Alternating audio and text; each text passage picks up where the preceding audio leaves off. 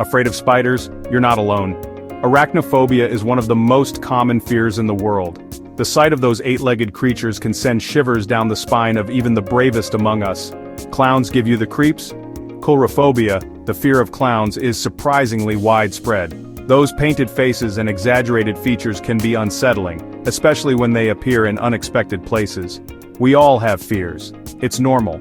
Fear is a universal emotion that connects us all. From the fear of heights to the fear of the dark, everyone has something that makes their heart race.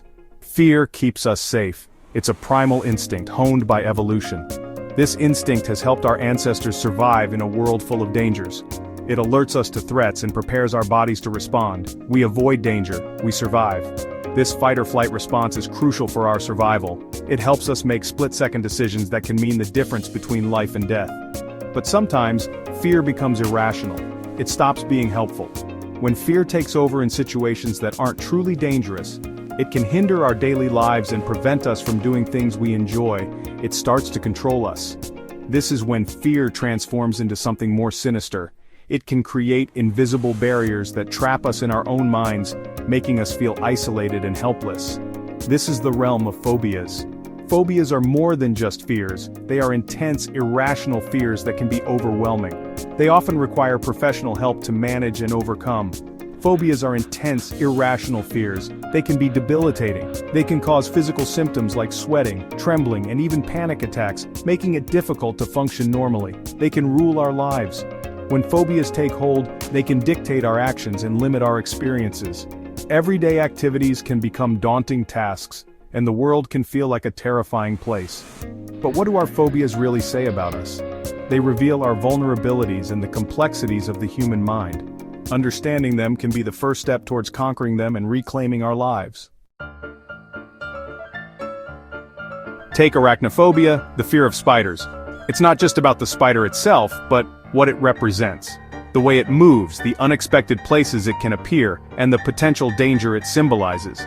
For many, it's the unpredictability and the sense of vulnerability that triggers the fear. Maybe, deep down, it's about a fear of the unknown, the dark corners where anything could be lurking, the paths that lead to uncertainty. This fear taps into our primal instincts, reminding us of the dangers that might be hidden just out of sight, or a feeling of being trapped. Claustrophobia, the fear of confined spaces, can make even the smallest room feel like it's closing in. It's the sensation of having no escape, of being stuck with no way out, that can be truly terrifying. Agoraphobia, the fear of open spaces, could be linked to a need for control. In vast open areas, there's nowhere to hide, nowhere to feel safe. The overwhelming expanse can make one feel exposed and vulnerable, triggering a deep-seated need to find a secure, controlled environment, a fear of being lost or overwhelmed. In a maze or a bustling city, the sheer number of choices and the constant movement can be disorienting. It's the fear of not knowing where to go, of being swept away by the crowd, that can cause anxiety to spike. Our phobias often reflect deeper anxieties. They are manifestations of our inner fears, the things we might not even be fully aware of. Therapy can help uncover these hidden anxieties, providing a path to understanding and managing them. Public speaking? Maybe it's a fear of judgment. Standing in front of an audience, every word and gesture scrutinized, can be daunting. It's the fear of making a mistake, of being judged harshly, that can make public speaking one of the most common phobias. A fear of not being good enough. This can manifest in many ways, from perfectionism to procrastination. It's the inner critic that tells us we're not capable, not worthy, that can hold us back. Recognizing this fear is the first step towards overcoming it. Where do these fears come from? Sometimes it's simple, a negative childhood experience, a dog bite.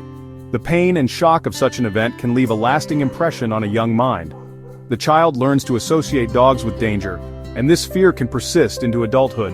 A fall from a height, the sudden loss of control, the impact, the fear of getting hurt.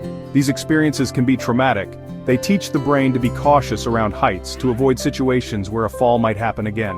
The brain remembers, it associates the experience with danger. This is a survival mechanism, a way to protect us from harm. Other times it's evolutionary.